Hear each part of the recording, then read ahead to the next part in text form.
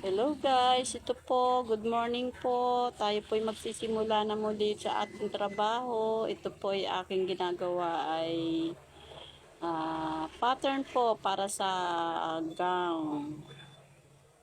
Bali ang kanyang style po ay parang pencil cut. Ayan po, kinukuhanan ko na po ng sukat yung kanyang body para makortehan na po natin kung anong style siya. So, ayan na po.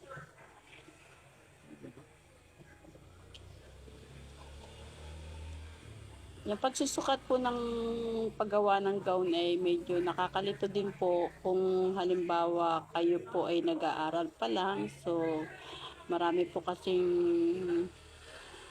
sukat-sukat, plus-plus, divide-divide. Ayan po, napakadami pong busisi ang paggawa po ng pagsusukat. Diba?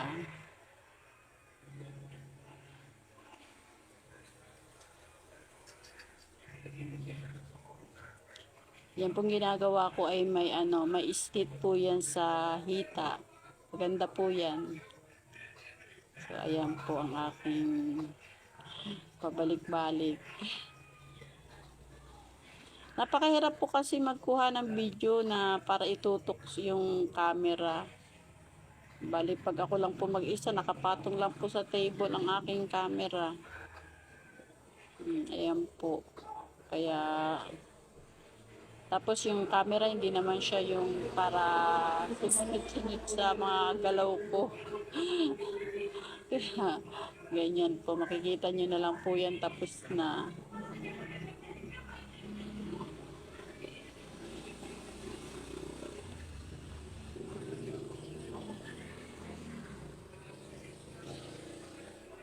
Ito naman pong ginagawa ko ay pinapakita ko na lang po sa inyo yung mga paggawa-gawa ko. Gusto ko man po ituro sa inyo yan. Kailangan ko kung tuturuan ko po kayo, kailangan personal po. Yung nasa tabi ko po kayo at para maintindihan nyo. Kasi po pag yung ganyan lang, mahirap po talaga maintindihan. So, yung ginagawa ko po ngayon ay pagtatabas naman ng pattern. At yan po yung ilalapat natin sa tela. Yan pong ginagawa ko ay yan, sa ano po yan, parang pantaas. Yan, upper plus po. Then, ito naman po yung sa skirt.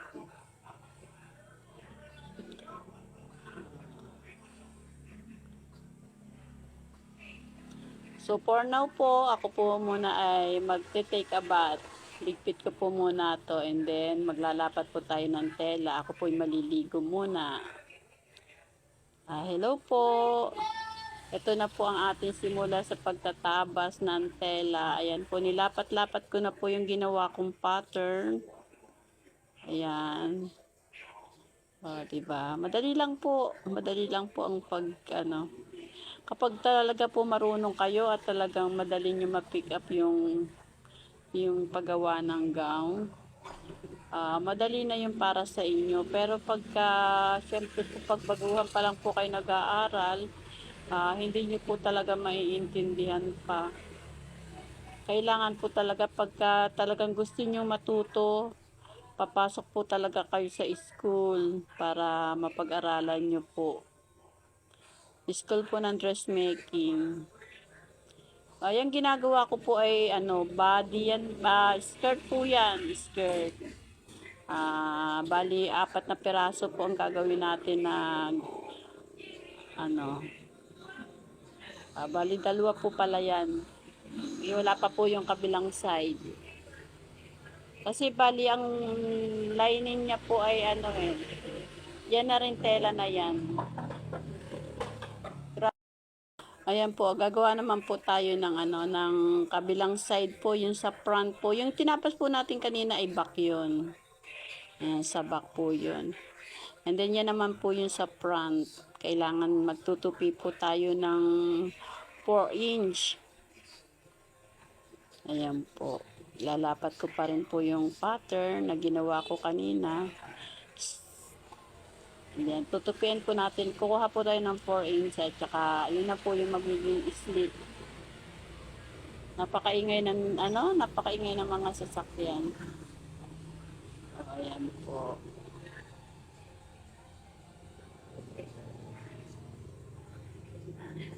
Sa mga uniform po, ako po ay hindi na nagpa-pattern.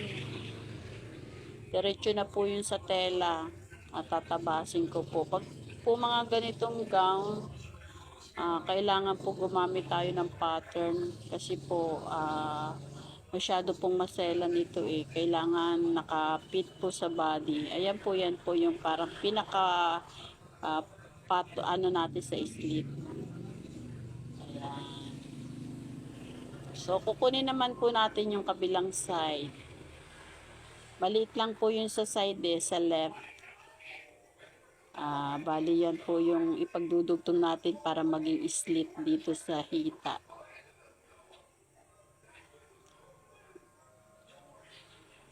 Maganda nga po sana kung ako po ay nakakapagturo ng ayos. Pero kahit po explain ko dito sa ang paggawa po ng pattern o pananahi, mahirap po talaga. Kailangan po talaga nandito kayo sa tabi ko para nakikita nyo kung ano yung mga pinagagawa ko o ma-lecture ko sa inyo ng tama. Pero pag dito po kasi sa online, mahirap po mag-aral. Hindi po nyo makukuha kapag talagang po, kaya ganyan po. Kailangan nandito kayo sa tabi ko and then habang ako po ay nagpa-pattern, so nakikita nyo kung ano yung mga pinagagawa ko. At habang po ako po ay nagtatabas, so nakikita din nyo po kung ano po yung mga pinagagawa ko, kung paanong tabasin. Pero pag po sa online, yung ganito lang po ituturo ko sa inyo sa video, ganon. Mahirapan po talaga kayo. Hindi nyo makukuha ng tama kung hindi po kayo nandito sa harapan ko. Ayan po. Sa akin po, dahil ako po ay sanay ng magtatabas, so madali yung para sa akin. Pero pag sa inyo po, mahirap po talaga yun para sa inyo kasi kailangan kapag-aralan nyo po talaga yung pagsusukat at saka paggawa ng pattern and then ang paglalapat, kung saan sisimulan at kung paano tatayin. Madali lang po talaga madali lang po ang matuto. Pag talaga po seryoso at hilig ninyo. Ano po. Hindi po kasya yung yung pinaka front po kasi yan eh. Kaya balik kumuha na po tayo ng bago. Ako po kasi pag nagtatabas ng tela, hindi ko bibitawan ng ritaso hanggat mapapagkasya pagkakasyahin ko po. Ganun po ako eh. Pero pag hindi na po talaga, ano ko naman po yun sa ibang parts ng aking gagawin. Kaya bago ko po bitawan ang tela, talagang napakaliliit na. Talagang patapon na po yung mga ritaso. Yung iba po kasi malalaki pa yung natitira. Ganyan po. Yan pong ginagawa ko pag titrace po yan ng paper na yung black po na ginagamit ko, yan po ay carbon paper. Ayan po, ititrace po natin yun para meron siya ng guhit-guhit.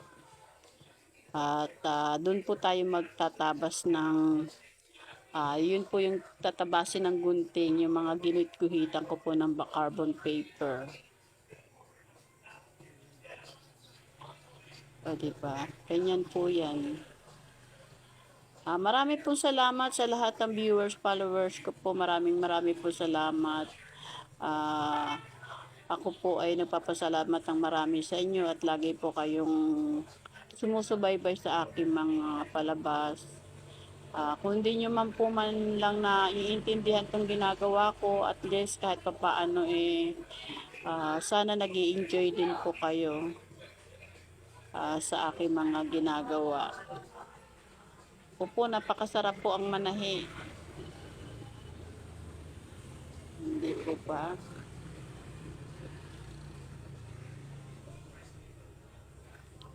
Ako po ay kahit ano tinatahi. Kahit anong pong style, makama, makortina, ma-bedsheet, yan po, mga tinatahi ko po yung mga yan. Madamit, ay kung ano-ano na lang po. Basta kung sino po yung magpapatahi, yun po. Yan po ay ano, ayan, mamarkingan po natin. Yung pong hawak-hawak ko pa tracer po, tracer paper po yun. Yan, pambakat po yun eh. Kasi importante po yan sa gang. Hindi po pwedeng wala yan kasi doon po tayo natin ilalapat yung mga damit ay yung karayom. Nagkakamali tuloy ako. Yan po kasi yung ano eh, yung parang sa harapan.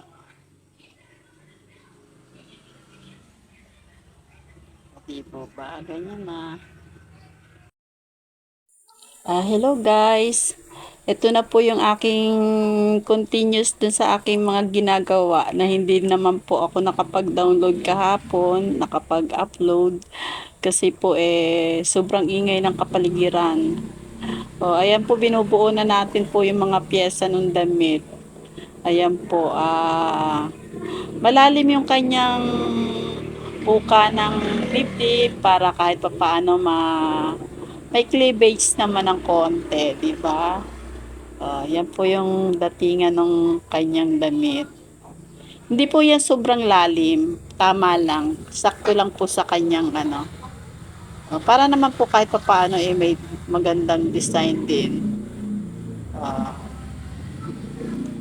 Pipikitehan po natin at saka po lalagyan natin ng 116. Di ba po sabi ko pagka may curve, may pikete.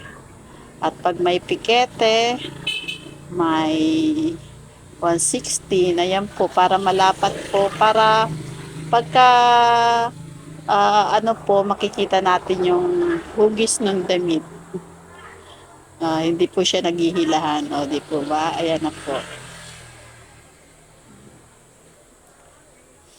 Then, isasaran po natin yung ano, yung sa armhole niya.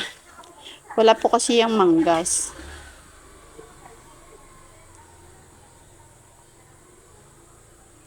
Di ba? Wala siyang manggas. Yan, pikete po uli. Pag may pa-curve po talaga kailangan ng pikete. Para maganda po yung kanyang pagkaka-curve niya. And then, ayan po, babalik na rin po natin. At ayan na po,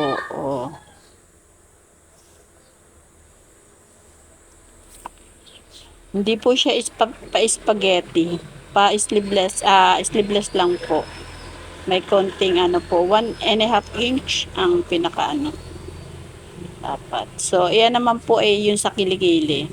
Yung iba po hindi na nilalapatan. Pero ako kasi, gusto ko kasi talagang makita ko yung curve niya. Yung iba po kasi pinaplansya na lang yan eh. Magkabilaan po kasi yan.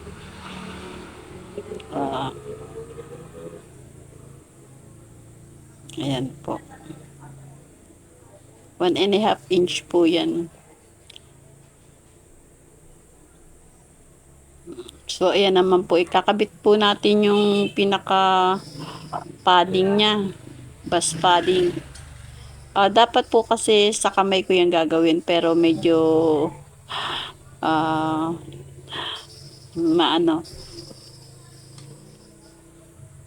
matagal po magkabit sa kamay.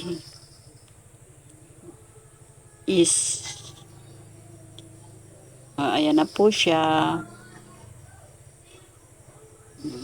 So, ngayon, i-close na po natin para hindi makawala yung bus padding.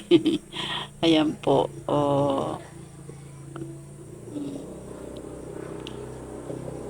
At saka ko po ganyan po talaga mananahi eh.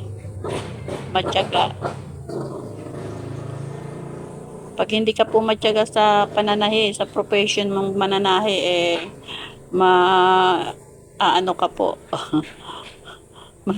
mag-iinit po yung ulo mo. Pero ako po kasi pangkaraniwan na lang sa akin yung mga ganyan eh. So, yan naman po yung para pinaka ano niya dito sa lower chest po yan. Lagyan din natin siya ng tax. Yung style na po yan ay ano kailangan nating gawin mabusisi kasi po syempre kung ano po yung gusto ng customer yun ang ating susundin. Diba? Ayan na po. Then saka po natin yung isasalpak dun sa pinaka lower chest niya.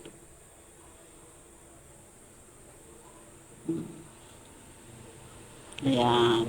Kabilang side lang po muna. Ayan, pinaka-lining po yung kinakabit ko na yan. Wala pa po yung pinaka-front. Inuna ko po muna yung sa lining.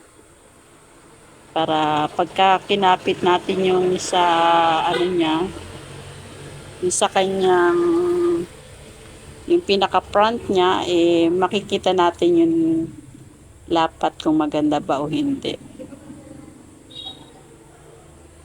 O, din yan naman po yung ano, yung sa pinaka-front niya. Kailangan po kasi yung tax niya magkatugma dun sa nilagyang contacts din sa lower chest. Diba? Ang ganda po ano. Yan po yung yan po ang ating kalalabasan po ng ating ginagawa. Diba? Kailangan po kasi yung pinaka-tax nung lower chest at saka yung sa bust niya kailangan po magkatapat.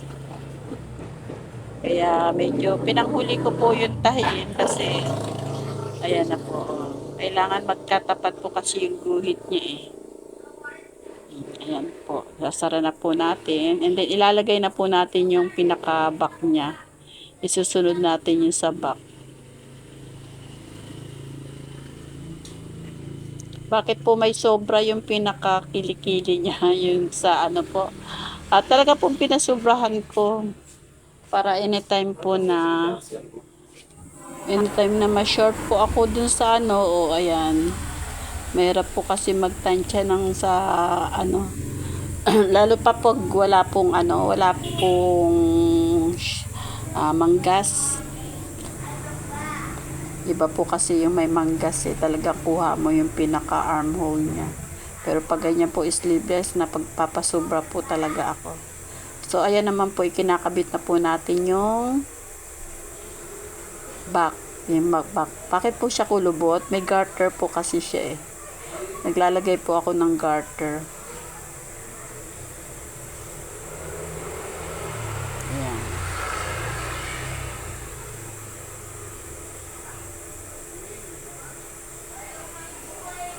Lagyan natin ang pikete. Yan sa armhole din po yan. Sa back ng armhole. Then bago babalik na rin po natin siya.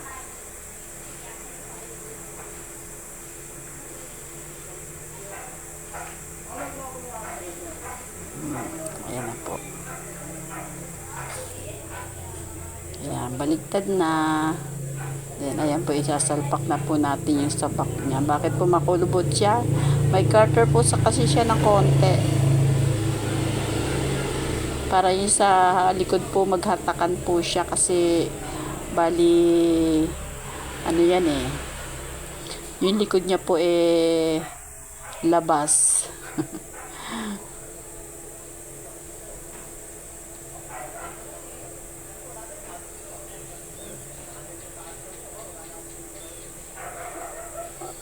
Marami pong salamat sa lahat ng mga followers ko, sa mga viewers ko na sumusubaybay po sa aking mga palabas. Ako po yung sobrang nagpapasalamat sa inyo kasi kayo yung dahilan kung bakit ako nagda-download ng ganito, nag-a-upload. Opo, noong mga panahon hindi pa po uso ang Reels, talaga po ako yung nag-a-upload na po sa Facebook pero nung ako po ma-monetize so masaya po ako kahit pa paano natutuwa po ako mag-ano kasi ibig sabihin kahit ako ay mag-upload na mag-upload, may ano po ako, may nagiging alkansya. O di po ba? Ayan na po. Patapos na po. Marami pong salamat sa inyo.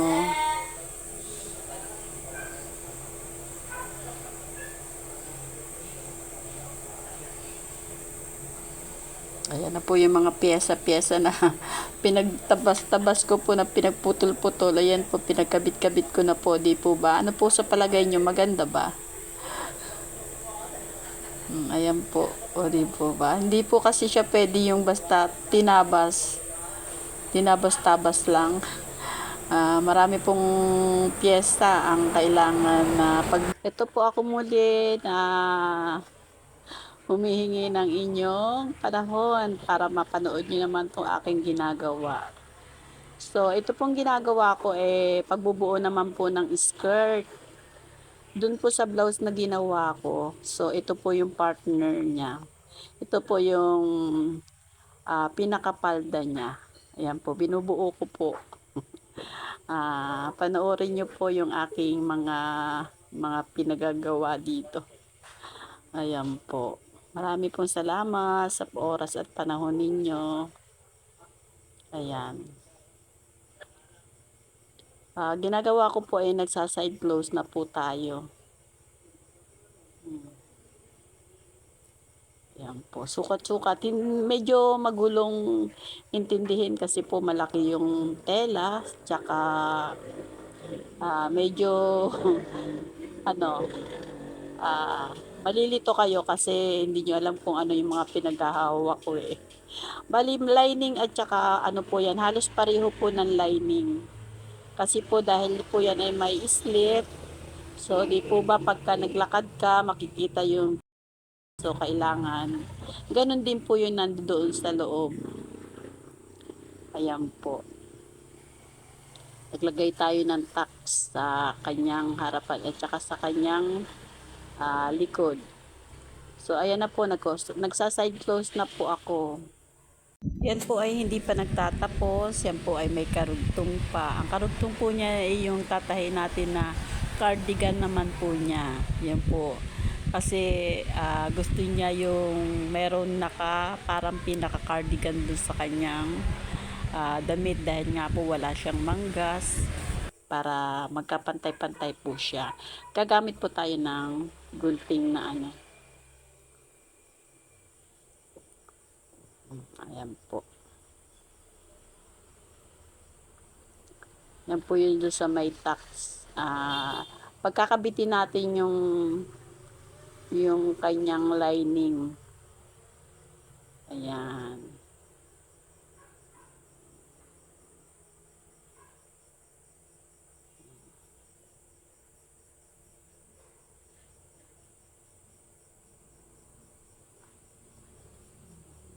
Ayan po, panoorin nyo po. Marami pong salamat.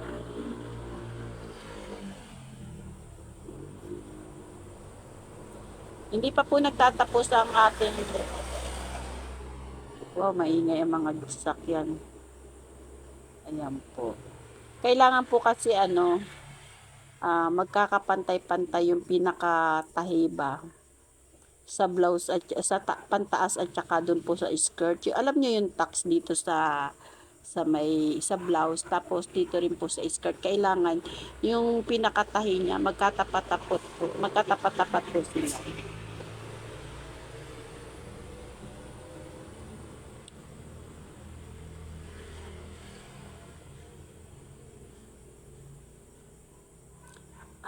Malilito po kayo kapag hindi kayo talaga yung nagtatahi. Kasi malilito kayo kasi hindi nyo alam kung ano yung mga pinaghahawakan ko. Ayan na po. Naikabit na po natin yung blouse. Ayan po. Pantay-pantay po yung guhit. Kailangan magpantay-pantay siya Yan naman po pagkakabit ng zipper. Yan pong zipper na ginagamit ko is Magic Zipper. Dalawang klase ang pangalan niya po invisible zipper at saka magic zipper. Ewan ko bakit ganyan po yung pangalan niya.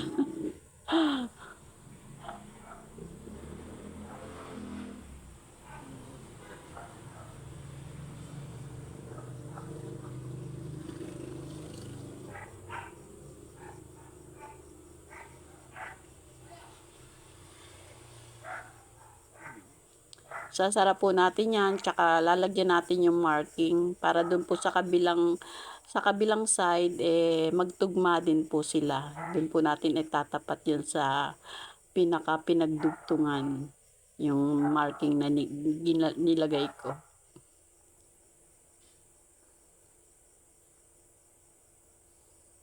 Para po pagka sara natin ang zipper, ay magkapantay yung pinagdugtungan.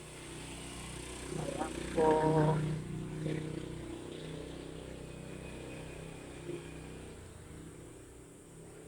Then yan naman po yung salaylayan, yung pinaka ano na po, floor length niya po. Ayan. Pag joint natin silang dalawa, kailangan din po magkatapat-tapat din po yung maingay ang sasakyan, maingay ng motor. Magkatapat-tapat yung ano, yung pinakatahi niya. O ayan, guntingin po natin ng maayos. Yan, ginagamit ko pong gunting, isang zigzag po yan. Instead na gumamit ako ng aging, yan na lang po. Kasi mahal po ang sinulid ngayon. Ayan po. Zigzag po yan. Medyo hindi siya pantay, kaya uulitin natin. Tapos po, babalik rin po natin yan ngayon, pagkatapos niyan. Ayan na po ang kinalabasan, ayan na po yung zipper, then ayan na yung harap.